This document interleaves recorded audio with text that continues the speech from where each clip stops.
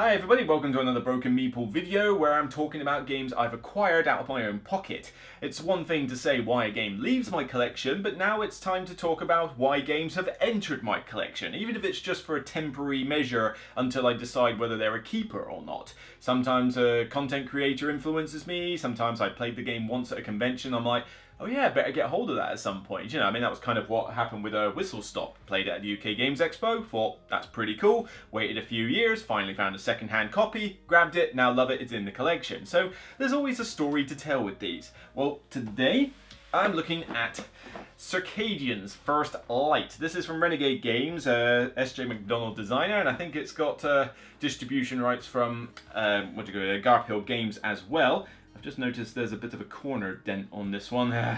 Why can I never get games in the post without corner dents? It always makes me sad when games get like that, you know, because it's the one thing that's hard to keep in one piece, but I'm not the sort of person that would like give the game back and say I'm not satisfied with my purchase because of a slight corner dent, but oh well, if the game's good I won't need to care too much because it'll be my copy. And let's face it, most games end up with wear and tear worse than that anyway. So why did I bother to pull the plug on this one? Well, do I have to? I don't want to say it. I don't want to give them the credit. Alright, fine. I watched a video by Board Gaming Ramblings and I thought this looks cool. Ah, smug mode. Well... Alright, fine. You can have that one, guys. Okay, Joe and Zunova, you can have that. But yeah, I watched one of their recent Keep or Co videos and this was one that they decided to keep. But this has been on my kind of radar for a while, and I've sort of thought, well, I like all of the other Garphill Games stuff, well, most of the other Garphill Games stuff, and Renegade Games put some cool stuff. I like dice placement as well. This had an interesting, like, sci-fi theme to it, like retro sci-fi theme, and I just thought, maybe I'll try this at some point, but it didn't seem to get pushed out that much, other than the Kickstarter after it was released. So it kind of just flew aside. I didn't see that many reviews for it. I heard, you know, generally good buzz about it, but then over a while it seems to have become a bit of a cult following where like everybody who loves this game is really loving this game and saying it's amazing. Although I tend to hear it's better played with less players than more players.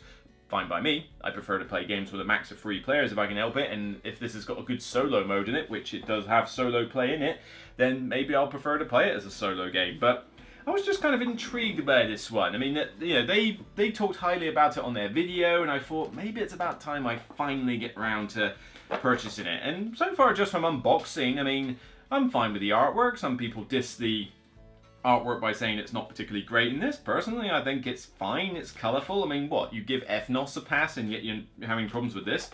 But, you know, the components are pretty good. It's probably one of the first Renegade games or like Garphill related games that actually has an insert designed to hold their pieces. It's got quite a few boards. There's quite a lot of iconography that I'm looking at here, but hopefully it's not too complicated once I actually get around to reading the rulebooks. I haven't even got that far yet, but I was quite impressed that the insert here holds all the pieces nicely. Granted, I wouldn't want to store this vertically, but if I keep it horizontal, then fine. But I don't know, it should be interesting. I am keen to see where this goes.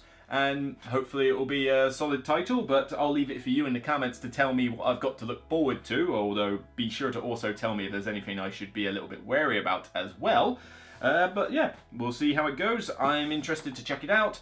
It's high time this entered my collection as, you know, as I call a temporary measure. I buy it, it goes near the shelf, it kind of goes like in a pile somewhere, and then I go, right, play it. You know, I don't tend to have a very big shelf of shame pile. I've got Francis Drake in the other room, which I think is probably the only game on my shelf of shame, and to be honest, COVID caused that, so that's not exactly my fault. But this one I've wanted to try, so I'll try and get some solo plays of this one done over my 2 weeks off, as well as Spirit Island, which I talked about in the last video, and we'll see how it goes. I mean, I'm gonna hate the idea of playing this and going, oh yeah, this is really good, and then having to acknowledge that Board Gaming Ramblings had a point. But, you know, I'm joking, love you too. But yeah, like I say, we'll see how this goes. So take care, I'll see you on the next Broken Meeple video, and remember, as always, it's only a game.